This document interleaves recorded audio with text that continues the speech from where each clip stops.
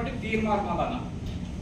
ఈ ముగ్గురిట్లో first place Rajeshwar రెడ్డికి వచ్చింది, సెకండ్ ప్లేస్ తీర్మార్ మల్లన్నకు వచ్చింది, థర్డ్ ప్లేస్ కోదండరాంకి వచ్చింది.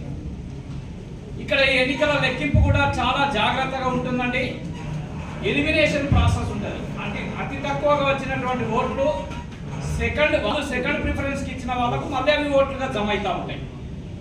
అయితే పోయినసారి నేను గుర్తించా, ఎవరు గెలిచినా కూడా 50% కంటే ఎక్కువ ఓట్లు వచ్చినటువంటి వ్యక్తి గెలిచినట్టుగా నిర్ధారించాలి.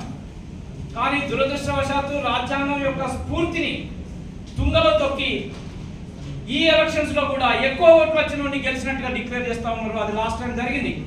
నేను కోదండరాం సార్ తోటి మాట్లాడినా, సార్ ఇదేంటి సార్, అసలు ఉద్దేశము సగం శాతం కంటే ఎక్కువ మందికి ఓట్లు వచ్చినటువంటి వాళ్ళు గెలవాలి అనేటువంటి పద్ధతితోటి ఈ సిస్టమ్ పెట్టినారు.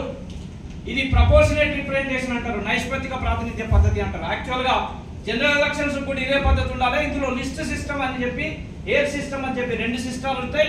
ఇది హెయిర్ సిస్టమ్ సంబంధించింది. ఇది కాకుండా పొలిటికల్ పార్టీస్కి మనం ఓటేస్తే ఆ పార్టీలకు వచ్చినటువంటి ఓట్ల శాతానికి అనుగుణంగా వాళ్ళ క్యాండిడేట్స్ని ఎన్నుకునే అవకాశం ఉంటుంది, అంటే డిక్లేర్ చేసే అవకాశం ఉంటుంది. అప్పుడు మాత్రమే ప్రతి ఒక్కరి ఓటుకు విలువ వస్తుంది. అది నిజమైనటువంటి ప్రజాస్వామ్యం.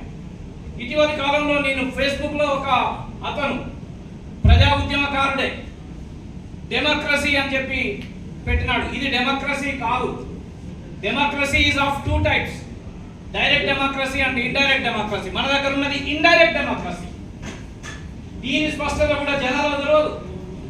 డైరెక్ట్ డెమోక్రసీ అమలులో ఉంటేనే ప్రజలకు నిజంగా వాళ్ళ సమస్యలు పరిష్కారం అవడానికి అవకాశం ఉంటుంది. అది 4 రకాల పద్ధతుల ద్వారా ప్రపంచంలో 3 దేశాల్లో అమలవుతా ఉన్నది.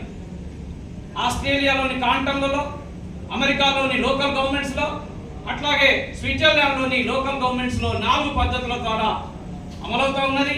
అందులో చాలా ఫేమస్ అయినటువంటి పద్ధతి రీకాల్ సిస్టమ్. ప్రజలు ఎన్నుకున్నటువంటి ప్రజాప్రతినిధులు కనుక పాలనలో ప్రజలకు ప్రాతినిధ్యం లేదా ప్రాధాన్యత ఇవ్వకుంటే వాళ్ళని వెనుకకు పిలిచే అధికారం ఉంటుంది.